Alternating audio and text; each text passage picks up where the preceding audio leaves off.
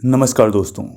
दुनिया भी चमक दमक से दूर, आइए चलते हैं उन पुराने गलियारों की तरफ जहां गए हुए एक अरसा गुजर गया है। कुछ किस्से बाकी थे, शायद उन्हें पूरा करते हैं अपने छोटे से प्रयास से, जिसका नाम है किस्से गलियारों के।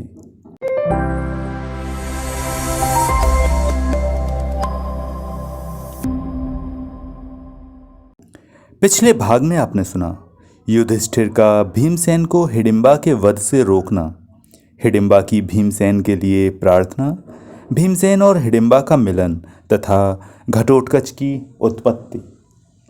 अब आगे। पंचाशदिक शतमोध्यायः। पांडवों को व्यास जी का दर्शन और उनका एक चक्रा नगरी में प्रवेश। वैशंपायन जी कहते हैं, राजन, वे महारथी पांडव उस स्थान से हटकर एक वन से दूसरे वन में जाकर बहुत से हिंसक पशुओं को मारते हुए बड़ी उतावली के साथ आगे बढ़े।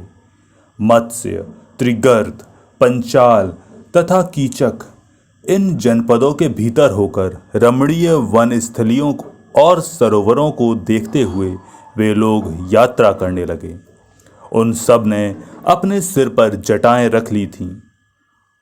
वल्कल और मृगचर्म से अपने शरीर को ढक लिया था और तपस्वी का सा वेश धारण कर रखा था।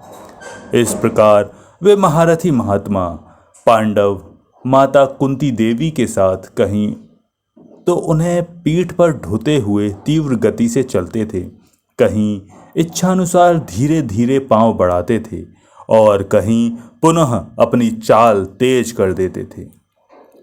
पांडव लोग सब शास्त्रों के ज्ञाता थे और प्रतिदिन उपनिषद, वेद वेदांग तथा नीति शास्त्र का स्वाध्याय किया करते थे। एक दिन जब वे स्वाध्याय में लगे थे, पितामह व्यास जी का दर्शन हुआ।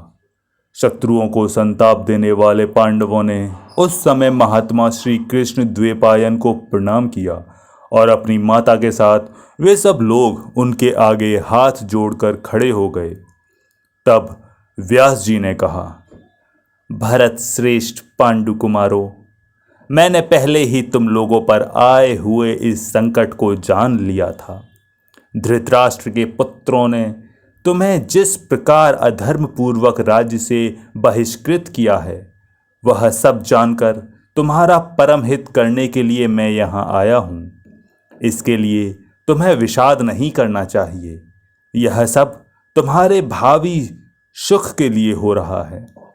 इसमें संदेह नहीं कि मेरे लिए तुम लोग और धृतराष्ट्र के पुत्र दुर्योधन आदि सब समान ही है। फिर भी जहाँ दीनता और बचपन है, वही मनुष्य अधिक स्नेह करते हैं। इसी कारण इस समय तुम लोगों पर मेरा अधिक स्नेह है। मैं स्नेहपूर्वक तुम लोगों का हित करना चाहता हूँ, इसलिए मेरी बात सुनो। यहाँ पास ही जो यह रमणीय नगर है, इसमें रोग व्याधि का भय नहीं है। अतः तुम सब लोग यहीं छिपकर रहो और मेरे पुनः आने की प्रतीक्षा करो। वैशंपायन जी कहते हैं, जन्मेजय, इस प्रकार पांडवों को भली भांति आश्वासन देकर सत्यवती नंदन भगवान व्यास उन सब के साथ एक चक्रा नगरी के निकट गए। वहाँ उन्होंने कुंती को इस प्रकार सांत्वना दी। व्यास जी बोले, जीवित पुत्रों वाली बहू, तुम्हारे ये पुत्र नरश्रेष्ठ महात्मा धर्मराज युधिष्ठिर सदा धर्मपरायण हैं। अतः ये धर्म से ही हमारी सारी पृथ्वी को जीतकर भूमंडल के संपूर्ण राजाओं पर शासन करेंगे। भीमसेन और अर्जुन के बल से समुद्र पर्यंत सारी वसुधा को अपने अधिकार में करके ये उसका उपभोग करेंगे, इसमें संशय नहीं है। तुम्हारे और माद्री के सभी महारथी पुत्र सदा अपने राज्य में प्रसन्नचित्त हो सुखपूर्वक विचरेंगे। पुरुषों में सिंह के समान बलवान पांडव इस पृथ्वी को जीतकर प्रचुर दक्षिणा से संपन्न राजसूय तथा अश्वमेध आदि यज्ञों द्वारा भगवान का यजन करेंगे। तुम्हारे ये पुत्र अपने सुहृदों के समुदाय को उत्तम भोग एवं ऐश्वर्य सुख के द्वारा अनुग्रहित करके बाप दादों के राज्य का पालन एवं उपभोग करेंगे।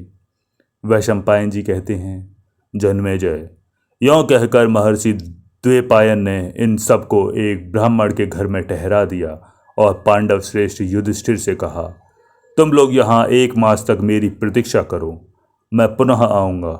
देश और काल का विचार करके ही कोई कार्य करना चाहिए, इससे तुम्हें बड़ा सुख मिलेगा। राजन, उस समय सबने हाथ जोड़कर उनकी आज्ञा स्वीकार की। तदंतर शक्तिशाली महर्षि भगवान व्यास जैसे आए थे वैसे ही चले गए।